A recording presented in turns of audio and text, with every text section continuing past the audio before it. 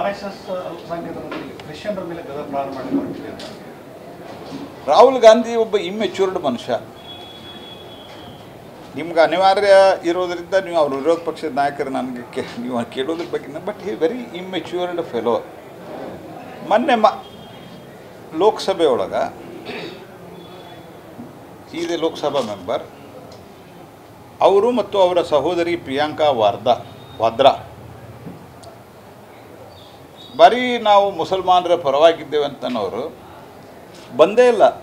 ರಾಹುಲ್ ಗಾಂಧಿ ಒಬ್ಬರು ಲಾಸ್ಟಿಗೆ ವೋಟಿಂಗ್ ಟೈಮಿಗೆ ಬಂದರು. ಪ್ರಿಯಾಂಕಾ ವಿಪ್ ಇತ್ತು, ವಿಪ್ ಕೊಟ್ರೆ ನಾವು ನಮ್ಮ ಪಾರ್ಟಿ ಒಳಗೆ ಅಪೋಸಿಷನ್ದಾಗಿದ್ದಾಗಾತ ಈಗಾತ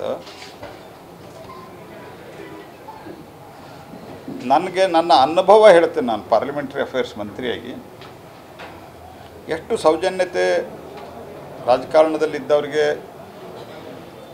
ಮತ್ತು ಅದರಲ್ಲಿ ವಿಶೇಷವಾಗಿ ದೊಡ್ಡ ಸ್ಥಾನದಲ್ಲಿದ್ದವ್ರಿಗೆ ಇರಬೇಕು ಅಂತಂದ್ರೆ, ನಮ್ಮ ಪ್ರಧಾನಮಂತ್ರಿಗಳು ಪಾರ್ಲಿಮೆಂಟ್ನಿಂದ ಹೊರಗೆ ಹೋಗ್ತಾರಂದ್ರೆ, ನಾನು ಪಾರ್ಲಿಮೆಂಟ್ ಅಫೇರ್ಸ್ ಮಂತ್ರಿ ಇದ್ದಾಗ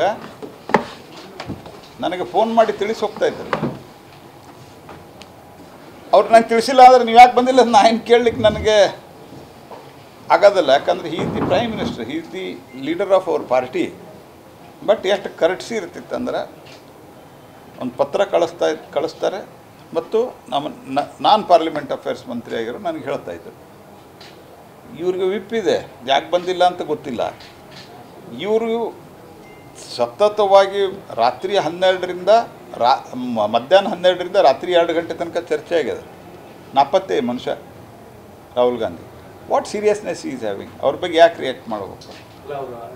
RSS ಕ್ರೈಸ್ತರ ಆಸ್ತಿ ಮೇಲೆ ಕಂಡಿಟ್ಟಿದ್ದಾನು ನೋಡ್ರಿ, ಅವ್ರಿಗೆ ಈಗ ಮುಸಲ್ಮಾನರದ್ದು ಮುಗೀತೀಗ, ಅವ್ರು ಬರಲಿಲ್ಲ, ಅಲ್ಲಿ ಬೈತಾ ಇದ್ದಾರೆ. ಅವ್ರಿಗೆ ಕೇರಳದಲ್ಲಿಯೂ ಬೈತಾ ಇದ್ದಾರೆ, ವಯನಾಡದಲ್ಲಿ ಪ್ರತಿಭಟನೆ ಆಗಿದೆ ರಾಹುಲ್ ಗಾಂಧಿ ಪ್ರಿಯಾಂಕಾ ಬಗ್ಗೆ.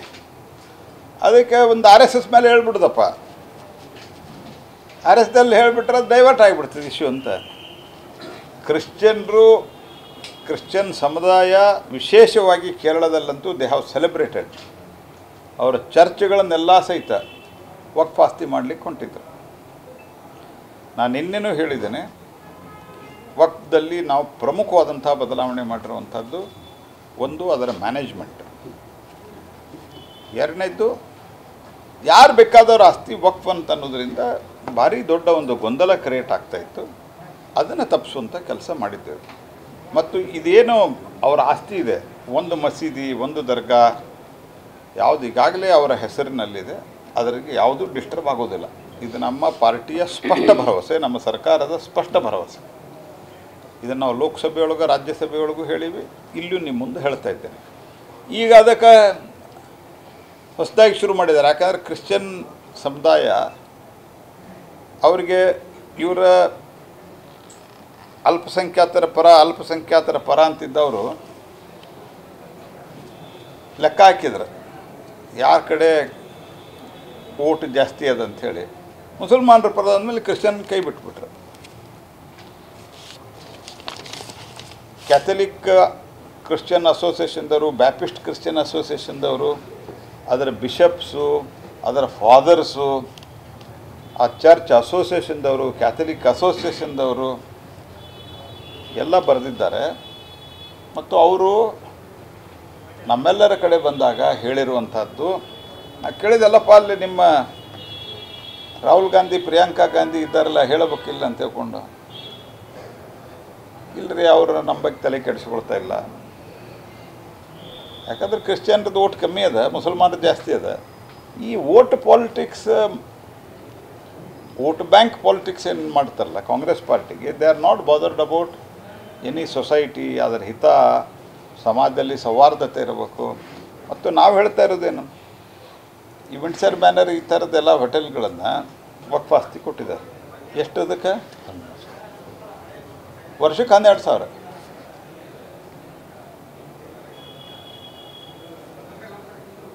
ಅನೇಕ ಆಸ್ತಿಗಳಿಗೆ ₹1, ₹5, ₹10 ಹೀಗೆಲ್ಲ ಲೀಸ್ ರೆಂಟ್ ಅದ. 18 ಲಕ್ಷ ಎಕರೆ, ಈಗದು 39 ಲಕ್ಷ ಆಗಿದೆ. 39 ಲ್ಯಾಕ್ ಎಕರ್ಸ್ ಆಗಿದೆ ಈಗ. 13 ನಂತರ ಇನ್ಕಮ್ ಎಷ್ಟು? ರೆವಿನ್ಯೂ 163 168 ಕೋಟಿ, 168. ಮೊದಲು 163 ಇತ್ತು, ಇಷ್ಟು ಆ್ಯಡ್ ಆದಮೇಲೆ 5 ಕೋಟಿ ಆ್ಯಡ್ ಆಗಿದೆ. ಹಾಗಾಗಿ ದಿಸ್ ಈಸ್